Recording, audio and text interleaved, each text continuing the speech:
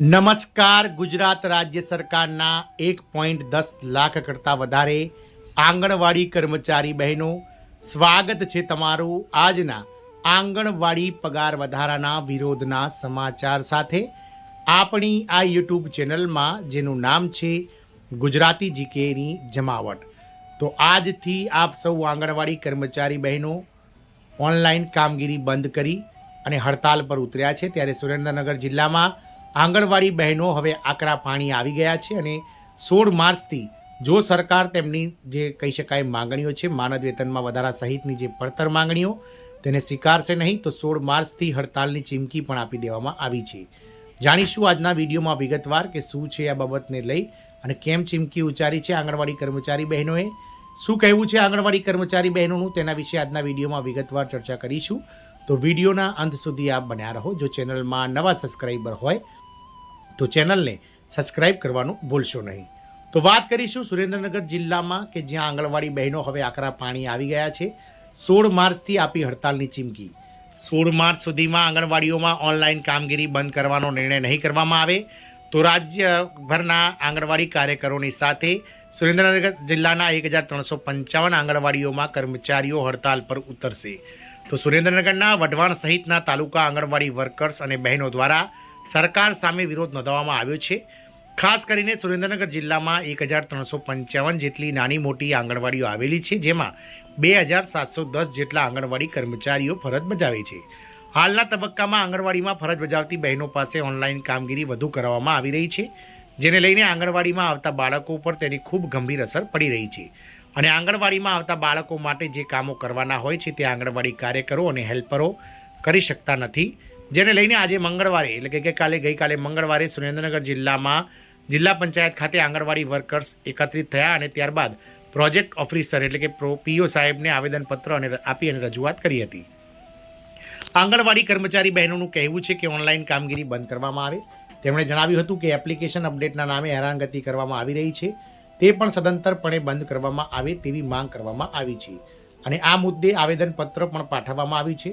16 March સુધીમાં જો નિર્ણય નહીં કરવામાં આવે તો સુરેન્દ્રનગર જિલ્લાની તમામ આંગણવાડીઓમાં હડતાલ પર ઉતરવાની ચીમકી આપવામાં આવી છે અને આ અંગે લેખિતમાં પણ રજૂઆત કરવામાં આવી છે.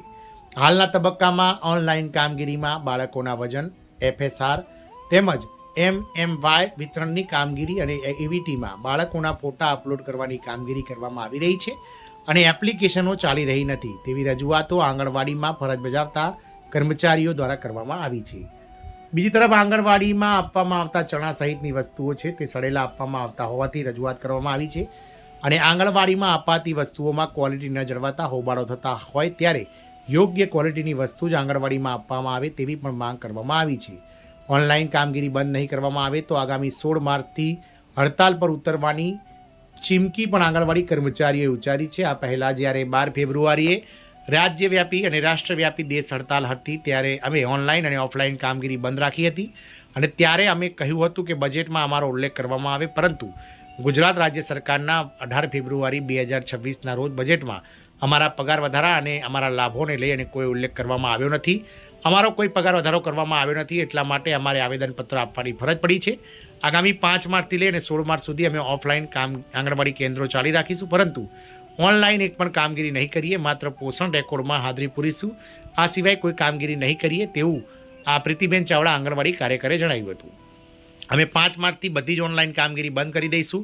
આ અંગે અમે લેખિતમાં રજૂઆત કરી છે. અમારી લડત સરકાર સામે છે. સૌથી પહેલાં અમને હાઈકોર્ટના ચુકાદા અનુસાર પગાર ધોરણ કરી દેવામાં આવે અને જો ઓનલાઈન કામગીરી કરાવી હોય તો અમને ઇન્ટરનેટ કનેક્શન સાથેનો સારી ક્વોલિટીનો મોબાઈલ ફોન આપવામાં આવે તેવું આંગણવાડી કાર્યકર પાયલબેન મકવાણાએ જણાવ્યું હતું.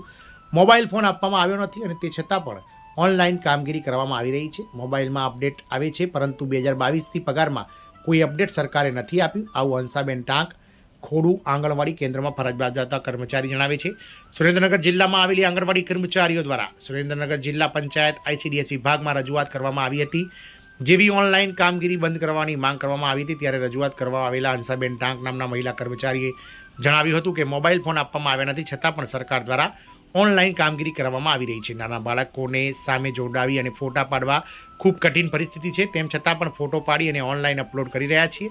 બીજી તરફ સરકાર દ્વારા મોબાઈલ ફોન આપવામાં આવ્યા નથી. ઘરના મોબાઈલ ફોનનો ઉપયોગ કરીને આ કામગીરી કરવામાં આવી રહી છે. 2022 પછી પગારમાં કોઈ વધારો કરવામાં નથી આવ્યો.